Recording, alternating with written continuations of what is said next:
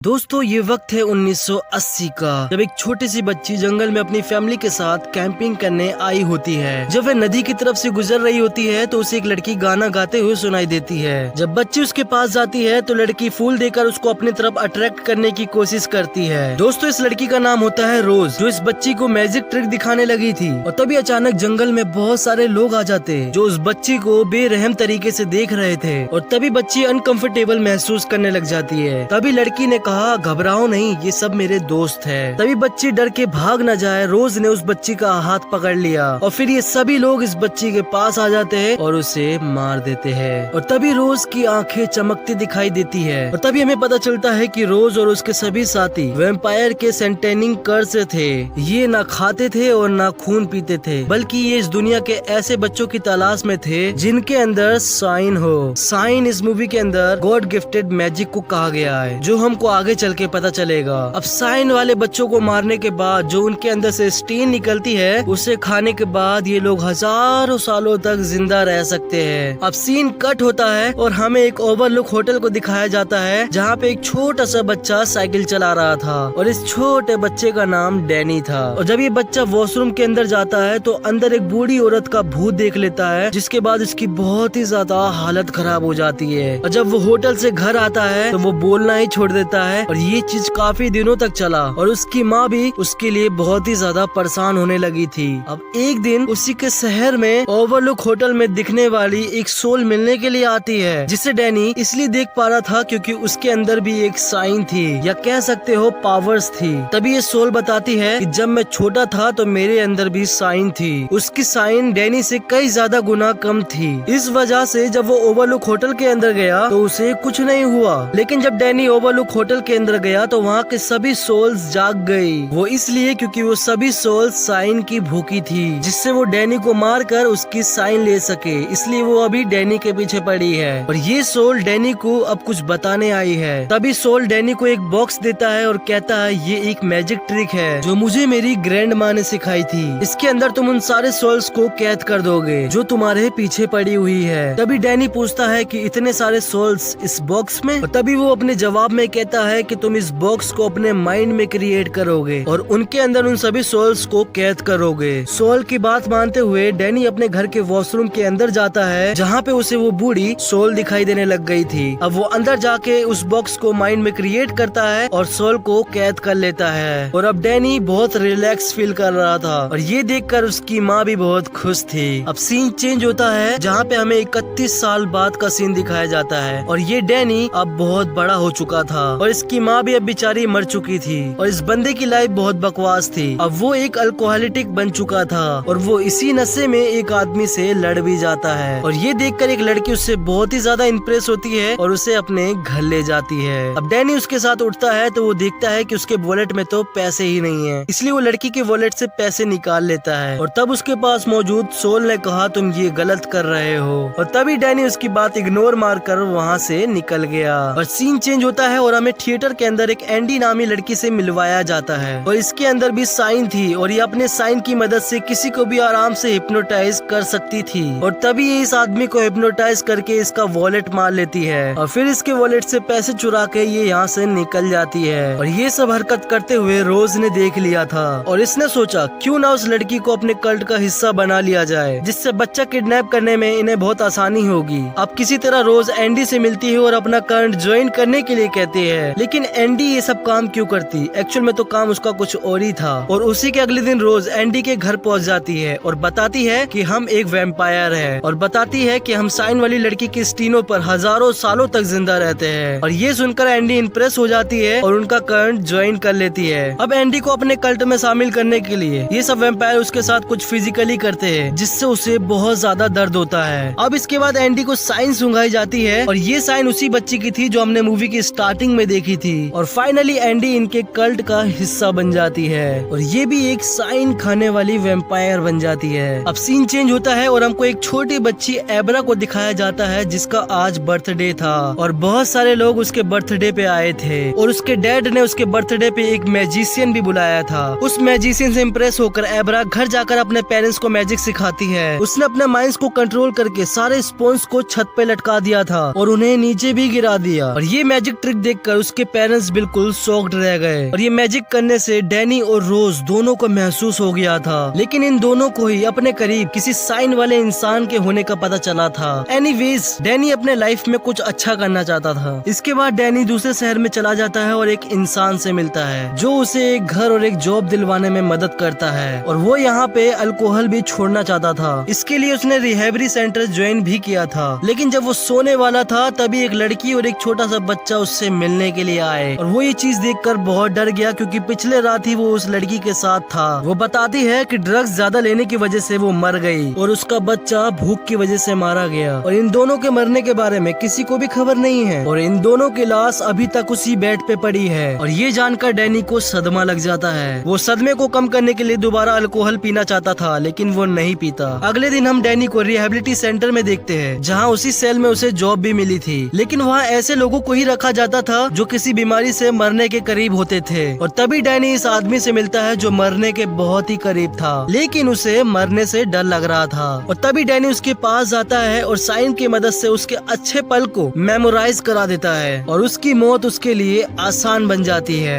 अब एंडी ने साइन का यूज किया, वो चीज एब्रा को पता चल गया था और उसे ये पता चल गया था कि एक आदमी भी है जो दूसरे शहर में और उसमें साइन है। वो अपने साइन से यानी कि अपने मैजिकल पावर से डैनी से संपर्क करती है और उसके रूम के वॉल पर हेलो लिखती है। और डैनी ये समझ गया था कि ये काम किसी ऐसी बच्ची का है जिसके पास साइन है और वो भी उससे हेलो करके बात करने लग जाता है। और एब्रा ये जानकर खुश हो जाती है कि वो इकलौती नहीं इस दुनिया में जिसके पास साइन है, और भी बहुत सारे लोग हैं जिसके पास साइन है। अब कहानी 8 साल आगे बढ़ती है और फिर से हमको डैनी को ही दिखाया जाता है जो अब नशा बिल्कुल छोड़ चुका है और वो उनकी आसान मौत में उनकी मदद करता है और मौत के बुरे वक्त में वो लोगों की अच्छी मेमोरीज को दिखाता है ताकि लोग अच्छे से मर सके। और इसके बाद वो शहर में डॉक्टर स्लीप के नाम से मशहूर हो गया था और यही मूवी का नाम भी है। और हम देखते हैं कि डैनी अपनी साइन की मदद से एब्रा और डैनी रोजाना बात करते हैं, लेकिन आज तक ये दोनों एक दूसरे से नहीं मिले। सीन चेंज होकर हम रोज और उसके कल्ट ग्रुप से मिलते हैं जो कि आजकल भूखे ही मर रहे थे क्योंकि साइन वाले बच्चे उनको नहीं मिल रहे थे। अब उन्हीं में से एक बुढ़ा जो कि हजारों सालों से जीवित था, अब वो ऐसे कगार पे आ गया था कि साइन ना मिलने की वजह से भूख के वजह से मरने वाला था और उसे बचाने के लिए रोज अपना थर्मस खोलती है। उसमें उसने काफी साइन इकट्ठी की हुई थी जिसे सुंघाकर उस आदमी की जान बचाई जाती है। आखिरकार रोज का एक टीम मेंबर एक साइन वाले बच्चे को खोज ही लेता है। इस बच्ची को एंडी की वजह से हिप्नोटाइज करके किडनैप कर लिया जाता है और फिर इस बच्चे को ऐसी जगह पे ले आते हैं जहाँ पे कोई नहीं होता और रोज इस बच्चे को बहुत टॉर्चर करती है और उसके अंदर से निकल रही साइन को ये सब सूंघने लग जाते हैं और उसके दुख दर्द एहसास को दूर बैठी एब्रा सेंस कर लेती है। और उस बच्चे के मरने की वजह से एब्रा को बहुत ही ज्यादा सदमा लगा था और वो ये बात डैनी को भी दीवार पर लिख के बता देती है और बताती है कि किसी बच्चे का मर्डर हुआ है। और ये सभी वैम्पायर उस बच्चे की स्टीम लेने के बाद उसे दफना देते हैं और रोज अपने पूरे कल्ट को बताती है कि किसी ने उन्हें सेंस कर लिया है, कोई उन्हें जान गया है जिससे उनको पता चल गया है कि किसी ने मर्डर किया है। और जिस बच्ची को इसके बारे में पता चला है उसके अंदर साइन एक आम इंसान से 1000 गुना ज्यादा बड़ा है और अगर हम उस बच्ची को ढूंढ कर मार देते हैं तो उसकी साइन से हम 10,000 साल तक जिंदा रह सकते हैं, वो भी बिना किसी को मारे। अब एब्रा ये जानना चाहती थी कि कौन सा बच्चा मरा है। अब वो कंप्यूटर में मिसिंग बच्चों की जांच करती है जहाँ पर उन्हें मरने वाले बच्चों का पता चल जाता है और वो उस बच्चे की मेमोरीज के अंदर जाती है और देख लेती है कि आखिर उसके साथ हुआ क्या था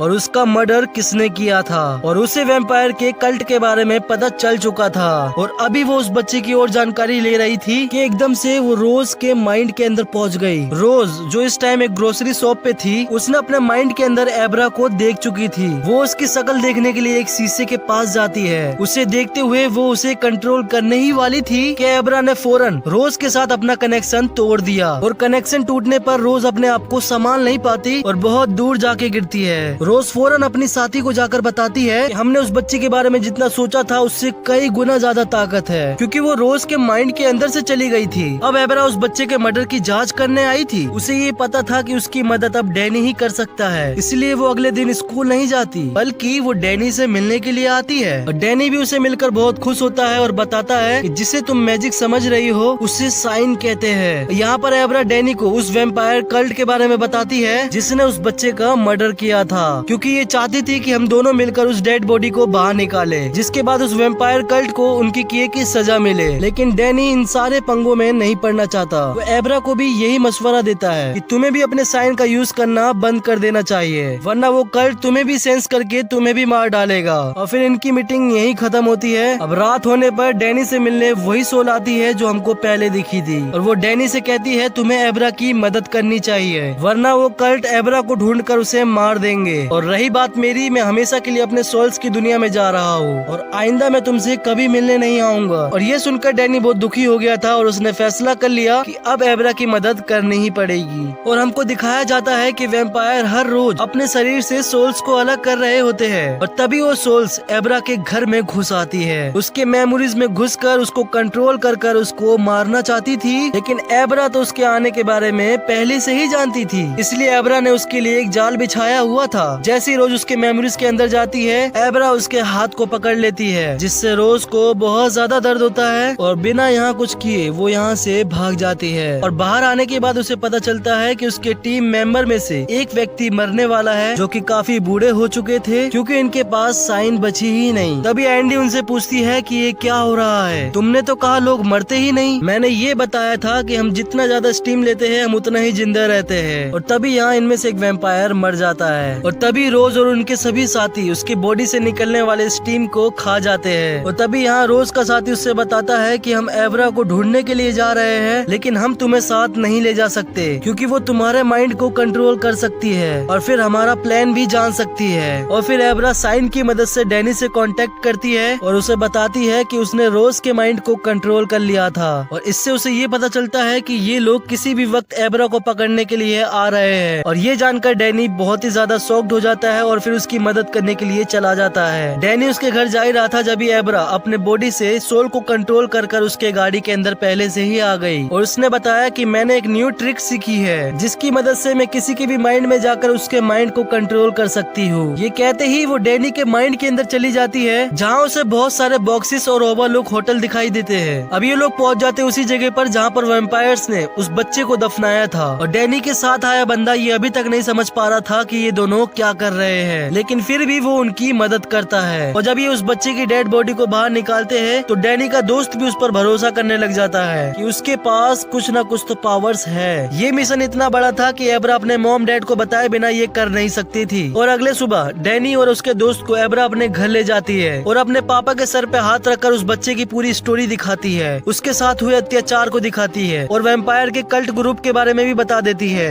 एब्रा चाहती थी कि उस वैम्पायर के कल्ट को पुलिस पकड़ कर ले जाए। तभी डैनी बताता है कि वो कितने सालों से जिंदा है, उन्होंने पुलिस का तो कुछ जुगाड़ किया ही होगा और बेहतर यही है कि हम लोग खुद उन वैम्पायर्स को मारे। अब एब्रा अपने पावर से उनके लोकेशन को जान लेती है और उन्हें पता चलता है कि वो लोग एब्रा को ही पकड़ने के लिए आ रहे थे। और यहाँ डैनी उन सबको धोखा देने का प्लान बनाता है और ये तीनों लड़के मिलकर एब्रा को जंगल में ले जाते हैं और एब्रा की पावर्स को सेंस करते हुए पूरा कल्ट ग्रुप ही उसी जंगल में आ जाता है। और यहाँ आते ही वैम्पायर्स को एब्रा सामने बैठी हुई दिखी और फिर एंडी उसके पास आकर उसको हिप्नोटाइज करी और एक बेहोशी का इंजेक्शन लगा दिया। और तभी हमको पता चलता है कि उसने सुई एब्रा को नहीं बल्कि एक छोटा टेडी बियर को लगाया था। और ये सब जो कल्ट ग्रुप देख रहे थे ये सब एब्रा का एक मैजिक था। एब्रा ने अपने मैजिक के जरिए उसने कुछ और ही दिखाया। एब्रा एक्चुअली तो यहाँ थी ही नहीं, एब्रा अपने घर में बैठ के कंट्रोल कर रही थी। और फिर हमें पता चलता है कि उसके घर पे भी एक वैम्पायर पहुंचा हुआ है जो एब्रा की इस चाल को जान गया था। और तभी उसने पूरे कल्ट ग्रुप को वहाँ भेजा जहाँ उसने जाल बिछाया हुआ था, लेकिन वो खुद एब्रा के घर चला गया था क्योंकि वो इसकी चाल को जानता था। और तभी डैनी और ये तीनों मिलकर उनको एक एक करके बंदूकों से मारने लग जाते हैं और फिर दोनों तरफ से गोलीबारी शुरू हो जाती है और इनमें से वैम्पायर ही मर रहे थे। यहाँ डैनी के साथी के बंदूकों की गोली खत्म हो चुकी थी और सिर्फ डैनी के बंदूक में ही गोली बची थी और उनमें से एक वैम्पायर अभी भी जिंदा थी जो हिप्नोटाइज करने का काम करती है। डैनी जैसे ही उसे मारने के लिए बंदूक उठाता है एंडी उसे तुरंत हिप्नोटाइज कर देती है। इससे पहले वो डैनी को मार देती,